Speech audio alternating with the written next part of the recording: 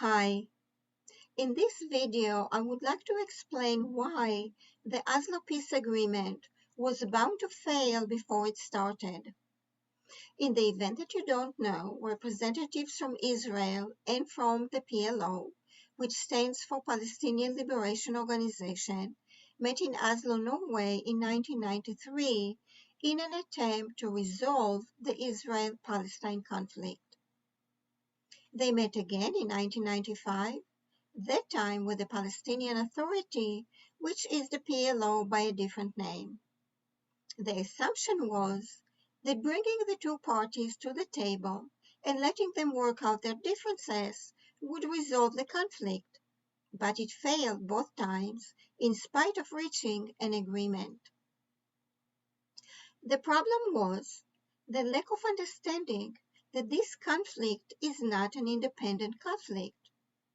It is only one battle in a much bigger jihad war against the Jews. This jihad war didn't start with the establishment of Israel in 1948 or with Israel winning the Six-Day War in 1967. It started with founding of Islam in the 1600s of the Common Era.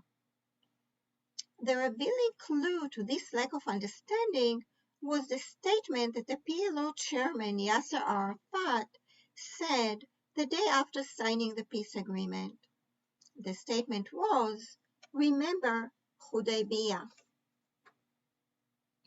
By stating "Remember Hudaybiyah," Arafat revealed that he didn't sign the peace agreement in good faith, in the same way that Muhammad did in Hudaybiyah in the 600s.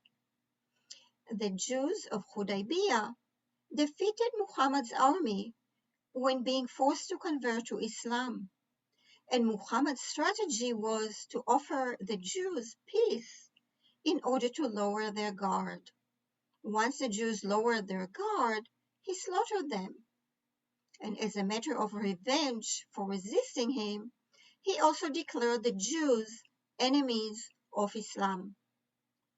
Based on Arafat's statement, the same scenario presented itself in Oslo, except that Israel is not about to lower its guard.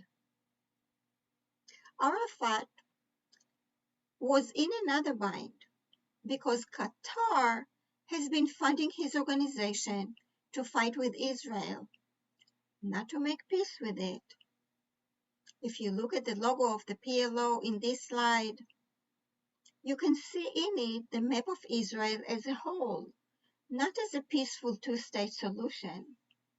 And if you consider the name of the organization, Liberation, you can understand that it was founded and being funded specifically to liberate Israel from the Jews. To withdraw from its mission meant to lose the funds that kept it going. One of the items in the Oslo Peace Agreement did materialize. The Muslim population became self-governing in Gaza and in several areas in Judea and Samaria. But as it turned out, the self-governing areas quickly became terrorist pods, hubs, and weapon depots, rapidly increasing in numbers and continuing the jihad war against Israeli citizens with ever-increasing intensity.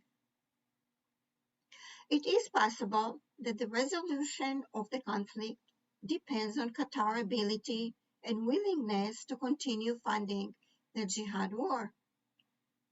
Qatar currently funds the indoctrination of Muslim school children, the gigantic rewards to families of suicide bombings and stabbings, the terrorist weapons and ammunition, the villas and palaces of the many high officials of the terrorist organizations, the dozen or so anti-Jewish organizations in the world, the benefits to supporting UN members, Al Jazeera and its army of foreign news correspondents, and propaganda daily releases to every news station, social media, and government on the planet.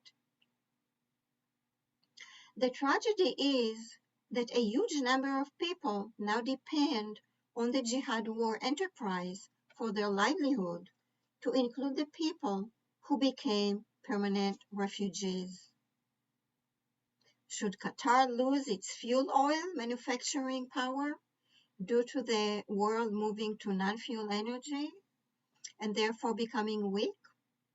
And should Iran become strong due to the nuclear agreement with the United States and threatening to overtake Qatar? Qatar might find Israel a good friend in time of need.